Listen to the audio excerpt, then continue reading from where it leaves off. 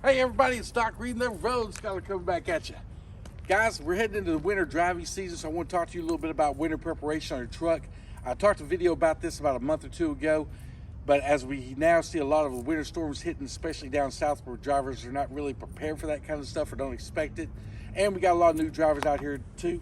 So I want to go back over some of this stuff for you. First of all, guys, first thing you need in your truck during winter season is water. I always have at least 2 cases of water.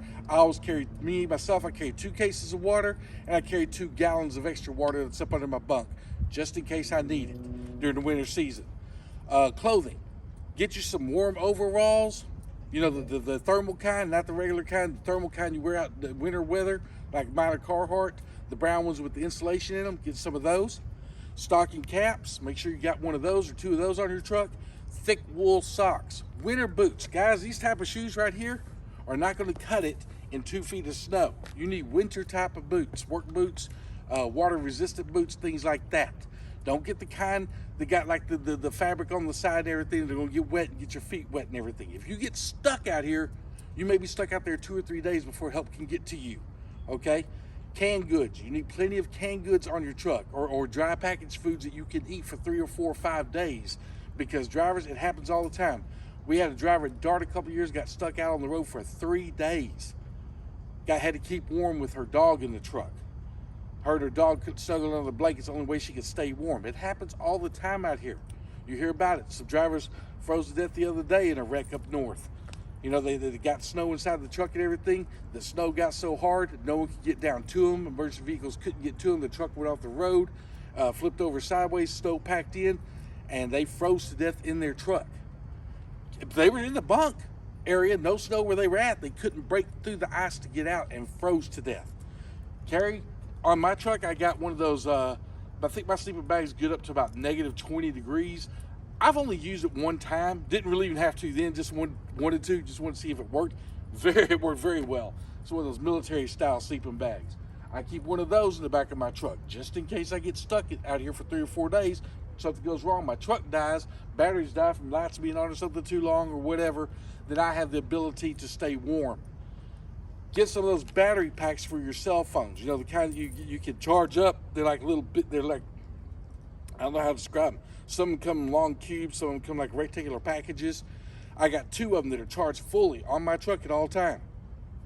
If something goes wrong with my truck and I can't charge my cell phone, or I got to get out and start walking to get help or something, I carry 2 of those battery packs inside my pockets, so that if I get down the road, I can plug them in, keep trying to use my phone or whatever, get some help. You know what I'm saying? So you want to make sure you do that. Carry those.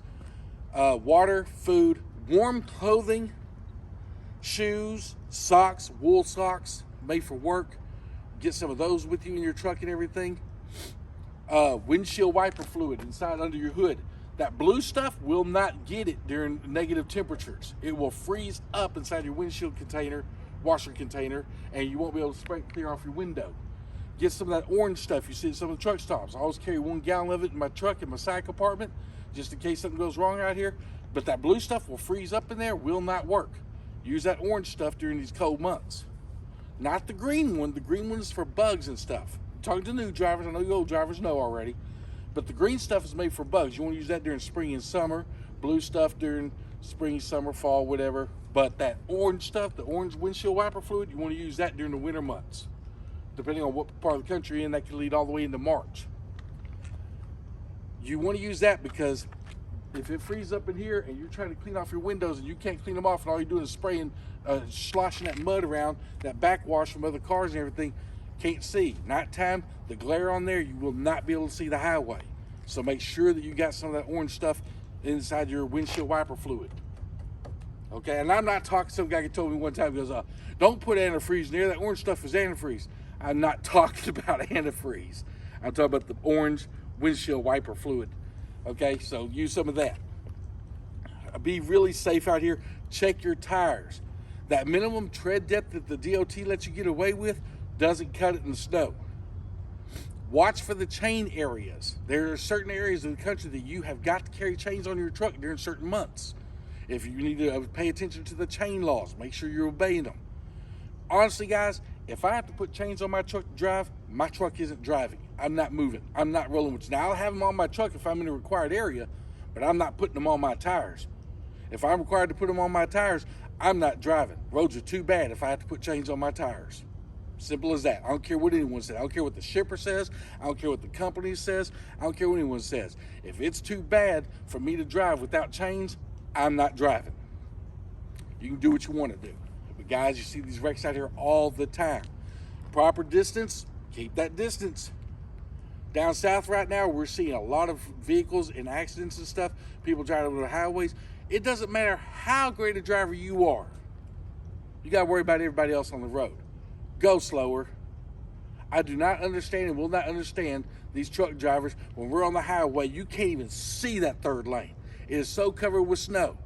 And you know there's ice under it. And I'll look over and I'm doing my 30, 40 miles an hour, sometimes even slower than that because the road conditions call for it. And here comes a semi truck driver right beside me, 65 miles, 70 miles an hour down that fast lane, knowing he can't see that road. He has no idea what's under there.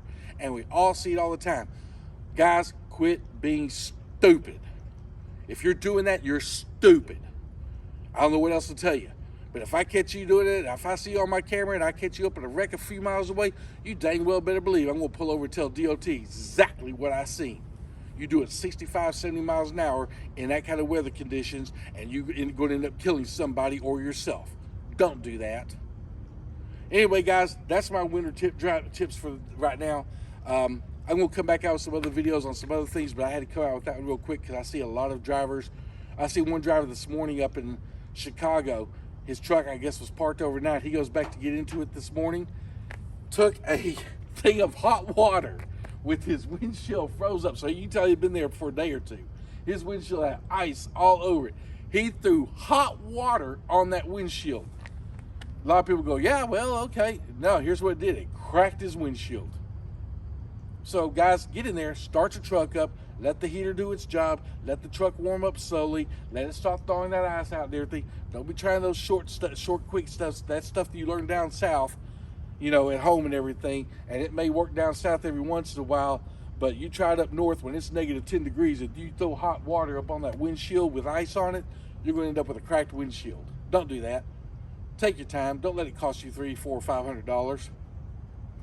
Anyway, so that's some of my tips. Make sure you're cleaning all your lights off and everything. And let's be safe out there. Y'all guys take it easy. Have a good one.